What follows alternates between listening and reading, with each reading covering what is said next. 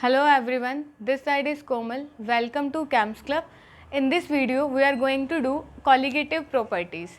Colligative properties करेंगे हम. देखिए सबसे पहले स्टार्ट करते हैं कि कॉलिगेटिव प्रॉपर्टी का मीनिंग क्या होता है. तो देखो कॉलिगेटिव प्रॉपर्टी होती है आइडियल सॉल्यूशन की वो प्रॉपर्टी जो सिर्फ डिपेंड करती है कि क्वांटिटी ऑफ सॉल्यूट कैसे कितना लिया है आपने. It will not depend upon the nature of solute taken. ठीक है, तो क्या कहा जाएगा, colligative properties are those properties of ideal solutions which depend only on the quantity of solute taken, not depend upon the nature of solute. इतना समझ में आया. These colligative properties, the colligative properties are the colligative properties are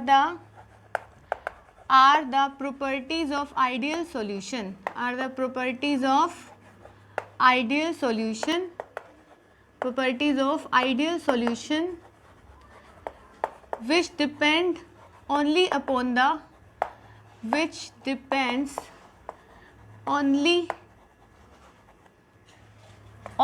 upon the quantity of solute taken, quantity of solute dissolved in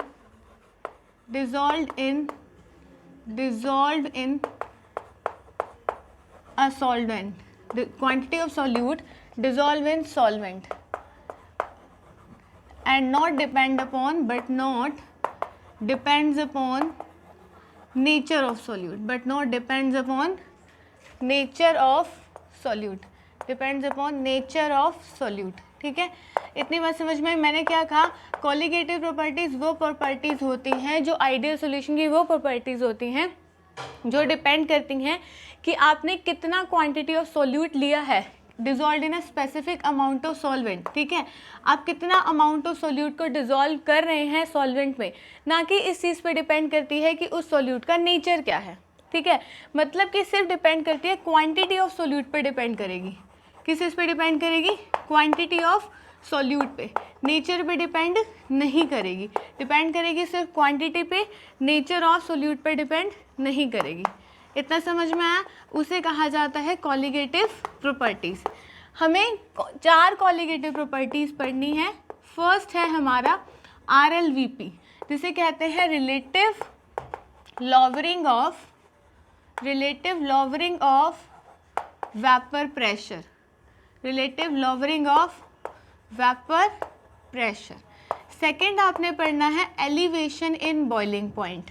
second colligative जो आपने पढ़नी है वो पढ़नी है elevation in boiling point. Third पढ़ना है depression in freezing point, depression in freezing point. इतना clear. And fourth one is osmotic pressure, fourth one is osmotic pressure, freezing point and osmotic pressure. ये सारी कॉलिगेटिव प्रॉपर्टीज़ हैं जो आपने study करनी है. ठीक है, पहला हम सबसे पहले स्टार्ट करेंगे RLVP से. क्लियर हो गया. और आपको ध्यान देखो समझ में आया इतना. पहला हम स्टार्ट करेंगे RLVP से, relative lowering of vapour pressure. और आपको ध्यान होगा ये मैं पहले ऑलरेडी प्रूफ करा चुकी हूँ. मैंने जिस वीडियो में मैंने आपको ये डिस्कस किया था कि आप नॉन वॉलेटाइल सॉल्यूट डालते हो सॉल्वेंट के अंदर, तो नॉन वॉलेटाइल सॉल्यूट जैसे ही आप सॉल्वेंट में डालते हो तो क्या हो जाता है, वेपर प्रेशर लोअर डाउन हो जाता है. तो लोअरिंग इन वेपर प्रेशर के बारे में मैंने आपको एक फॉर्मूला बनाया था, P0 - PS upon P0 equals to N2 upon N1 plus N2. इतना क्लियर हुआ. ये हमने लास्ट वीडियो में पूरा का पूरा RLVP relative lowering of vapour pressure किया भी था. मैं आपको फिर से बताती हूँ और उसको हम मॉडिफाई भी करेंगे आगे. तो चलिए करते हैं relative lowering of vapour pressure. और ये चीज़ मैंने आपको डेरिवेशन कराई भी है लास्ट टू लास्ट वीडियो में, तो एक बार देख लेते हैं हम उसी को फिर से और उसको मॉडिफाई करके मैं आपको बताऊंगी क्या कहा है मैंने. हमने क्या किया था, सबसे पहले vapour pressure of solvent in solution, ऐसे बताया था ना मैंने आपको, vapour pressure of solvent in solution equals to mole fraction of solvent in solution, mole fraction of solvent in solution multiplied by vapour pressure of pure solvent, multiplied by vapour pressure of pure solvent. हमने ऐसे ही किया था, ये वैसे हम कर चुके हैं पर मैं आपको फिर से एक बार बता रही हूँ ताकि हम उसी के आगे कंटिन्यू करें, ठीक है। Vapour pressure of solvent in solution equal to mole fraction of solvent in solution multiplied by vapour pressure of pure solvent. ऐसा हमने कहा था ना कि जब नॉन वोलेटाइल सोल्यूट डालते हैं सॉल्यूशन में, नॉन वोलेटाइल सोल्यूट ऐड करोगे सॉल्वेंट के अंदर तो वेपर प्रेशर सॉल्यूशन का कम हो जाता है in comparison to that of pure solvent. कहा था ना, कोई भी आपने नॉन वोलेटाइल सोल्यूट किया ऐड किया तो वेपर प्रेशर उसका डिक्रीज हो जाएगा in comparison to pure solvent. Means pure solvent का वेपर प्रेशर हमेशा ज़्यादा होता है इन कंपैरिजन टू सॉल्यूशन। ये हमने पूरा उस वीडियो में डिस्कस किया है, ठीक है। तो यहाँ पे क्या हुआ, जब आपने नॉन वोलेटाइल सोल्यूट डाला, नॉन इलेक्ट्रोलाइट डाला, तो यहाँ पे vapour pressure of solvent in solution मैं कह सकती हूँ जब आपने नॉन वोलेटाइल सोल्यूट डाला, नॉन वोलेटाइल सोल्यूट डाला जब आपने, तो क्या हुआ, नॉन वोलेटाइल जब आपने सोल्यूट ऐड किया तो उस टाइम पे क्या हुआ, ऐड किया जब आपने vapour pressure of solvent in solution, solvent in solution equals to किसके इक्वल आ गया, इक्वल किसके इक्वल आ गया, वेपर प्रेशर ऑफ सॉल्यूशन के। जब आपने नॉन वोलेटाइल सोल्यूट ऐड किया तो vapour pressure of solvent in solution equals to किसके इक्वल आ गया, वेपर प्रेशर ऑफ सॉल्यूशन की। अगर आपको पूरा डिटेल में देखना है तो आप उस वीडियो पर जाके देख सकते हैं, I will send link in the description box, ठीक है। तो आपने क्या हुआ, सॉल्वेंट इन सॉल्यूशन, तो आपने क्या लिखा, vapour pressure of solution equals to क्या हो गया, mole fraction of solvent in solution, mole fraction of solvent in solution into में vapour pressure of pure solvent, into में क्या हुआ, vapour pressure of pure solvent. ऐसा किया हमने। अब देखिए यहाँ पे हम कैसे लिखेंगे, इसको क्या लिख सकते हैं आप, ठीक है, इनटू में क्या लिख दिया, पी नॉट लिख दिया, ऐसा ही किया था हमने। तो यहाँ से आप एक्स सॉल्वेंट की वैल्यू निकालो, मोल फ्रैक्शन ऑफ सॉल्वेंट किसके इक्वल आया, P S upon P not, इतना हुआ। ऐसा ही किया था, वहाँ मैंने इसको खोला था, कैसे खोला था, मोल फ्रैक्शन ऑफ सॉल्वेंट क्या होता है, number of moles of solvent divided by number of moles of solvent plus number of moles of solute, ऐसा ही हुआ था हमारा। इक्वल्स टू में क्या लिख देते हैं, P S upon P not, इतना क्लियर हुआ। अब क्या करा आपने, लेट्स से -1 करो, सब्ट्रैक्ट करो दोनों साइड से, क्या करेंगे, 1 माइनस सब्ट्रैक्ट करना है आपको दोनों साइड से, 1 minus P S upon P not equals to क्या आया, किसके इक्वल आया, मोल्स ऑफ सॉल्वेंट, किसके इक्वल आया यहाँ पे, moles of solute plus moles of solvent, moles of solvent. इतना क्लियर हुआ, इतना क्लियर है।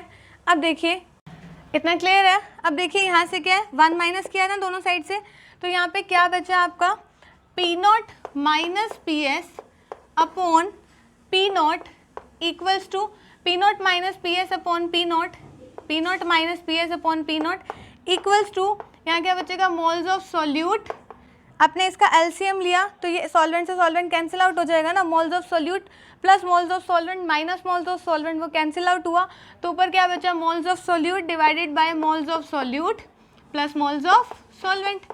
यही हमने डिराइव किया था लास्ट वीडियो में, ऐसा ही किया था ना, N2 upon N1 plus N2, वही 2 सॉल्यूट के लिए लिखा था, 1 सॉल्वेंट के लिए लिखा था, है ना।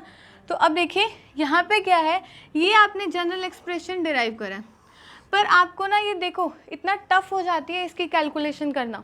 देखो आप ऊपर मोल्स ऑफ सोल्यूट रखेंगे, सॉल्यूट प्लस सॉल्वेंट के मोल्स रखेंगे, बहुत डिफ़िकल्ट पड़ जाता है। तो क्या करते हैं, वो ऐसा कर देते हैं कि सॉल्वेंट के कंपैरिजन में, सॉल्यूट के कंपैरिजन में सॉल्वेंट और सॉल्यूट का कंपैरिजन है ना, सॉल्यूट के मोल्स को सॉल्वेंट के कंपैरिजन में नेग्लेक्ट कर देते हैं। ऐसा वो अजम्पशन करते हैं कि सॉल्यूट को सॉल्वेंट के कंपैरिजन में हम नेग्लेक्ट कर सकते हैं।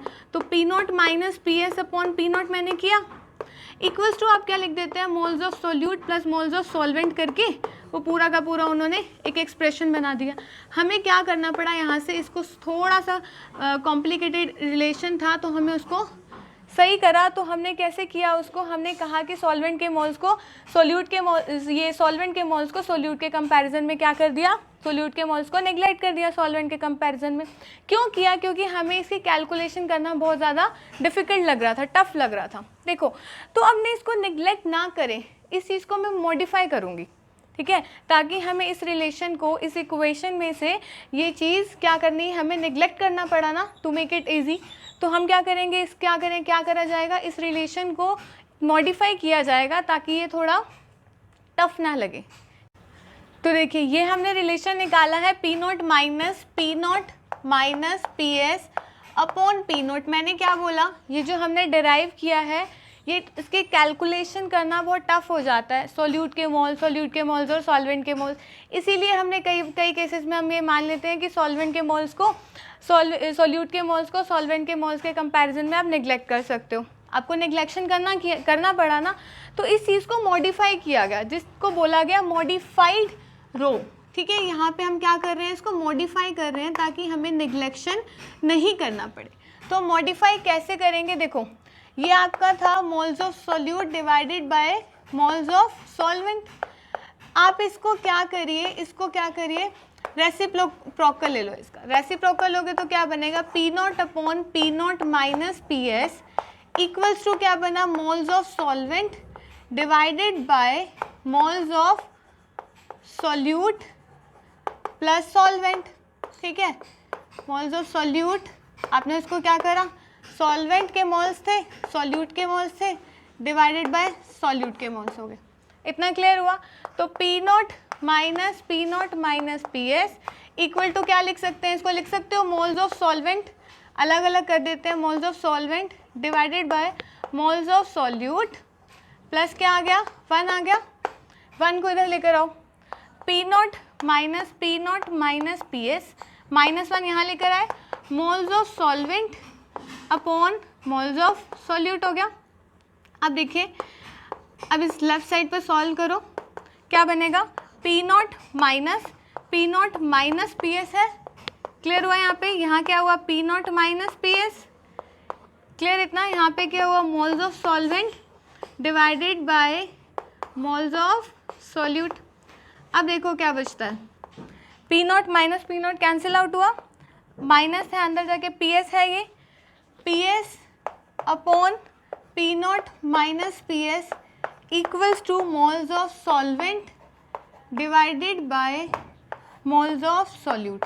अब देखो रेसिप्रोकल लिया, हम इसको फिर से रेसिप्रोकल ही कर देते हैं, रिवर्स कर दो इसका, P0 minus PS upon PS equals to moles of solute divided by moles of solvent. अब देखता क्या आया, ये देखो, ये आपका फाइनल रिलेशन बना RLVP के लिए। ठीक है, RLVP relative lowering of vapour pressure, जो आपने मॉडिफाई किया, P0 minus PS upon PS आ गया, moles of solute upon moles of solvent. इतना क्लियर है। देखो आपको ये हमने किया क्यों, हमने इस इक्वेशन को मॉडिफाई करा। मॉडिफाई करने की ज़रूरत क्यों पड़ी, क्योंकि इस कॉम्प्लिकेटेड टर्म को, देखो मोल्स हैं, given mass by molar mass करेंगे, given mass by molar mass करेंगे, इधर भी given mass by molar mass करेंगे, कैलकुलेशन करना बहुत टफ हो जाता है। टू मेक इट ईजी, उसको ईजी करने के लिए हमने क्या किया, उसको रिवर्स करा, रेसिप्रोकल लिया। रेसिप्रोकल लेने के बाद यहाँ पे ये चीज़ जो डिवाइड में है इसको अलग अलग कर दिया, 1 उधर लेकर गए, देन सॉल्व किया, फिर से उसका रेसिप्रोकल ले लिया। तो P0 माइनस PS अपॉन क्या आ गया, PS, यहाँ क्या है, मोल्स ऑफ सोल्यूट बाय में मोल्स ऑफ सॉल्वेंट। ऐसा करने से आप ये देखिए, ऐसा करने से आपको नेग्लेक्शन करने की कोई ज़रूरत नहीं पड़ेगी और आपकी कैलकुलेशन भी इजी होगी, कोई भी नेग्लेक्शन करने की ज़रूरत नहीं पड़ेगी आपको। यहाँ पर ये नहीं पड़ी ना, आपको ये फॉर्मूला आप यही यूज़ करना है। क्लियर हुआ इतना। तो मोल्स ऑफ सोल्यूट हम क्या कर सकते हैं, मोल्स ऑफ सोल्यूट का लिख दो, given mass of solute by molar mass of solute. मैं मोलर मास ऑफ सोल्यूट लिख देती हूँ। यहाँ पे क्या हुआ, नीचे क्या है, मोल्स ऑफ सोल्यूट है, तो यहाँ पे क्या आएगा, मोलर मास ऑफ सॉल्वेंट यहाँ, और नीचे क्या आया, गिवन मास ऑफ, यहाँ मोल्स ऑफ सॉल्वेंट था, यहाँ गिवन मास ऑफ सॉल्वेंट हो गया। ठीक है, इसको हमने सॉल्व किया। साइड में तो वही है, P0 minus PS upon P0 है, इक्वल्स टू दिस। इतना क्लियर, इतना क्लियर हो गया?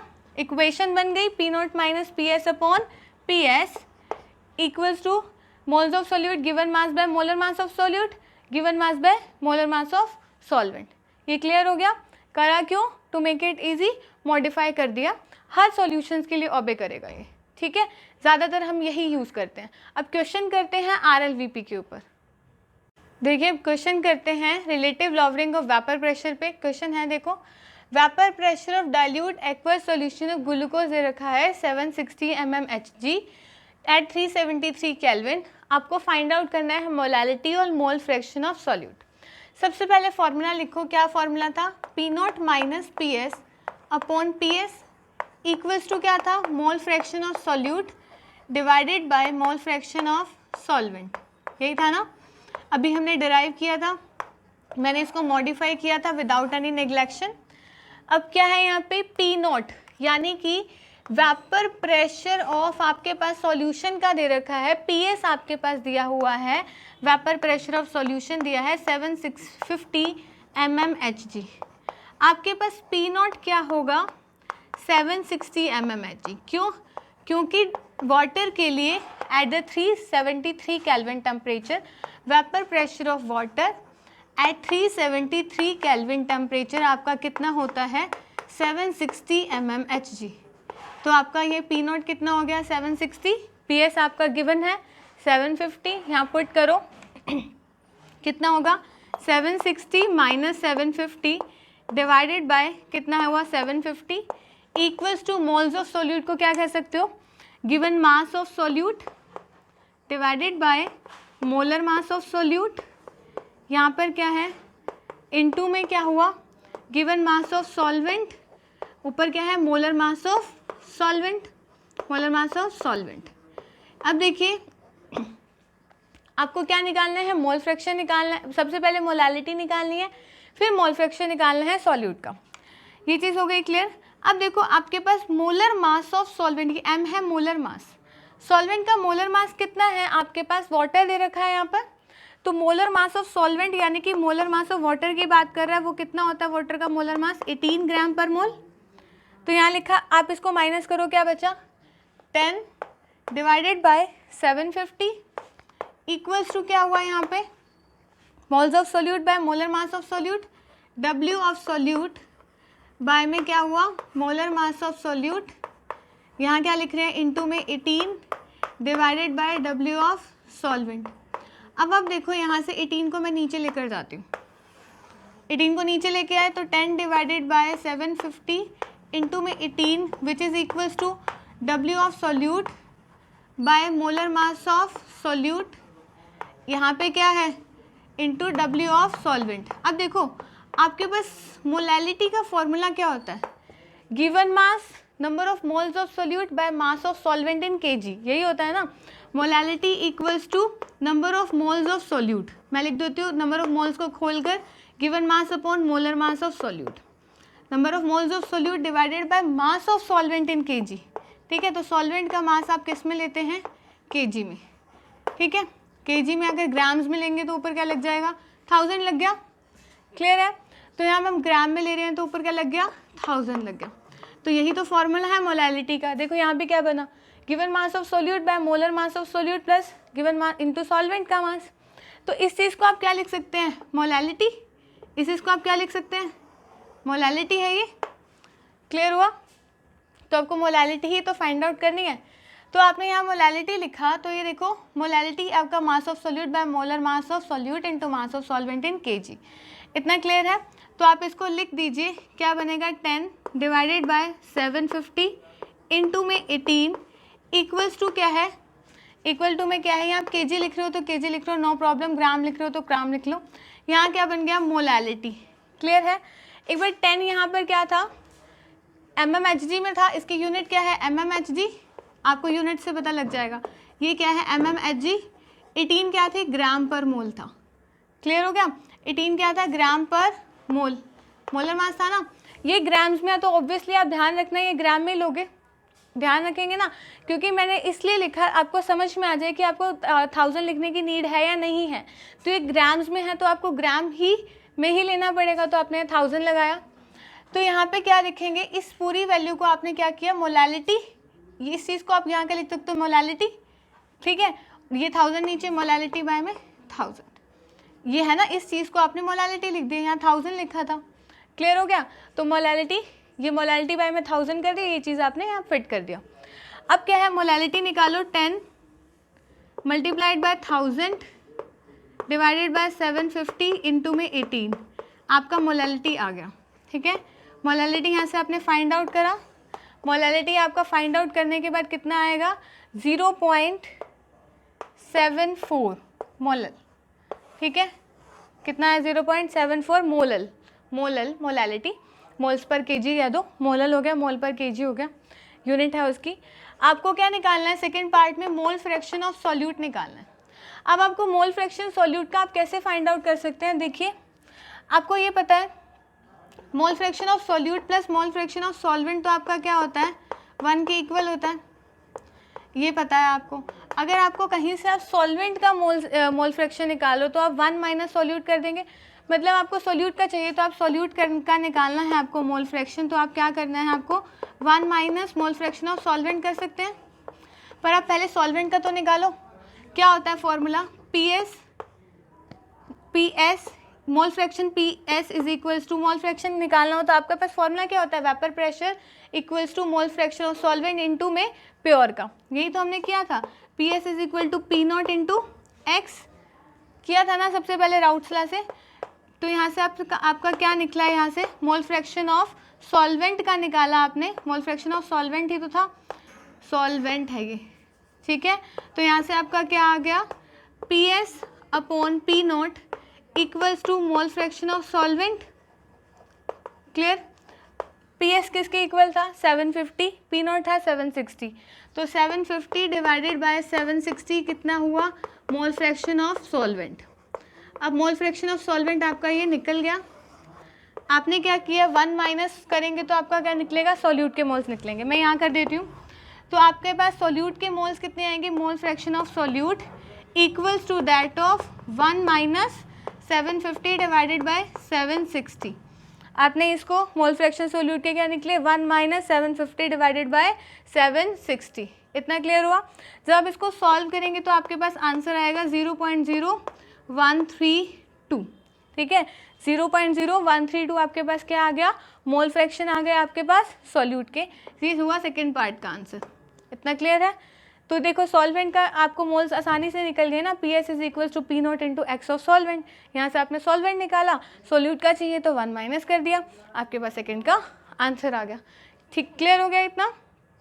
अब देखिए नेक्स्ट क्वेश्चन करते हैं, देखिए नेक्स्ट क्वेश्चन क्या बोलता है, vapour pressure of pure benzene का वेपर प्रेशर दिया है 268, how many moles of non volatile solute निकालने हैं आपको, how many moles of non volatile solute per mole of benzene, ठीक है, are required to produce a solution having a vapour pressure of 167 mmHg।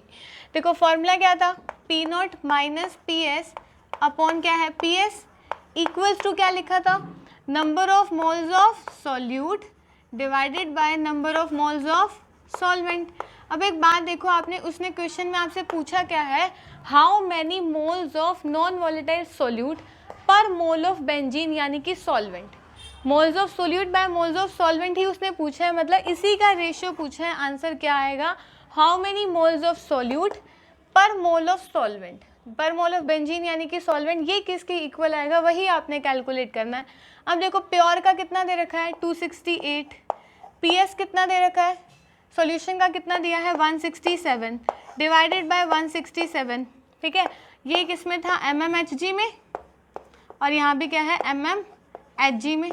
आपसे पूछा है moles of solute by moles of solvent की ratio पूछी है, ठीक है, कितना आया यहाँ से, सॉल्व करो इसको, number of moles of solute divided by number of moles of solvent, आप इसको माइनस करके डिवाइड करेंगे, यहाँ से कितना है ऊपर 1, यहाँ क्या है 2, यहाँ क्या है 1, ठीक है, यहाँ के डिवाइडेड बाय 167, इसको सॉल्व किया तो आपके पास आंसर आया 0.605, इतना क्लियर हो गया, यही आपका आंसर है, क्योंकि उसने यही आपसे पूछा है कि moles of solute by moles of solvent का रेशियो बताओ, how many number of moles of non volatile solute पर मोल ऑफ बेंजीन, यानी कि सॉल्वेंट। तो कितना आया 0.605। हो गया clear?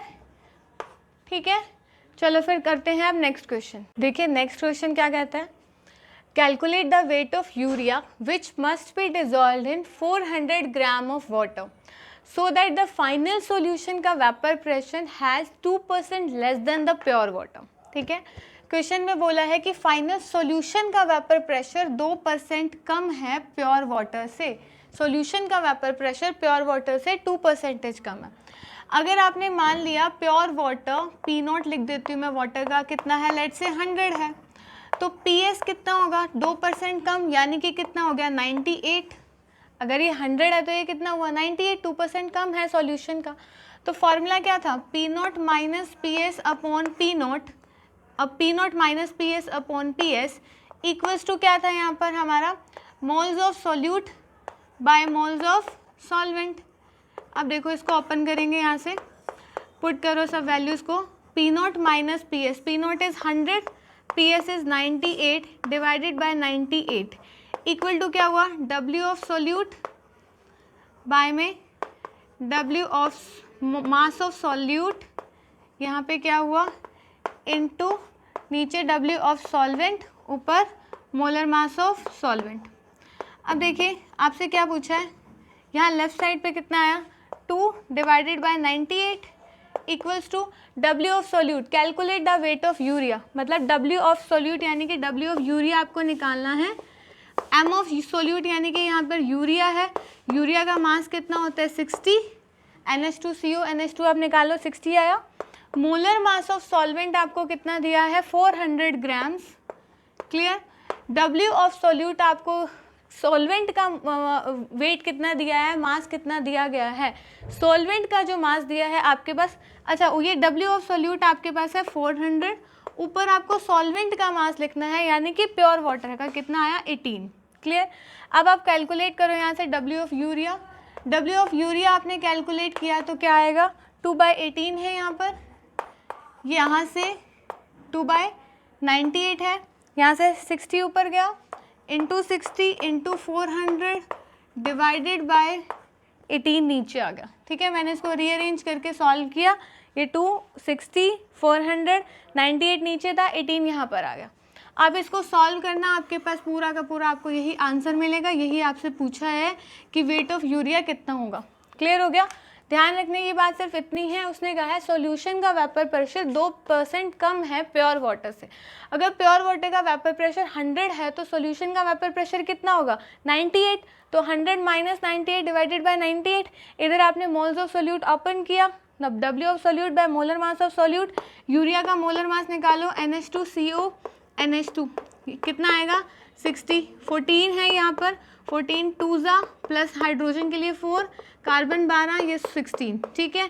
28 plus 4 plus 12 plus 16 equals to कितना आया आपके पास 60 ग्राम्स पर मोल, ठीक है। यूरिया का आ गया, वाटर का सॉल्वेंट यानी वाटर के लिए दिया है जो कि कितना आया 18, ये आपने गिवन मास आपको दिया था 400 ग्राम, आपने सॉल्व किया, you will get the answer of weight of urea, आपके पास कैलकुलेट करना, वही आपका आंसर होगा। क्लियर हुआ?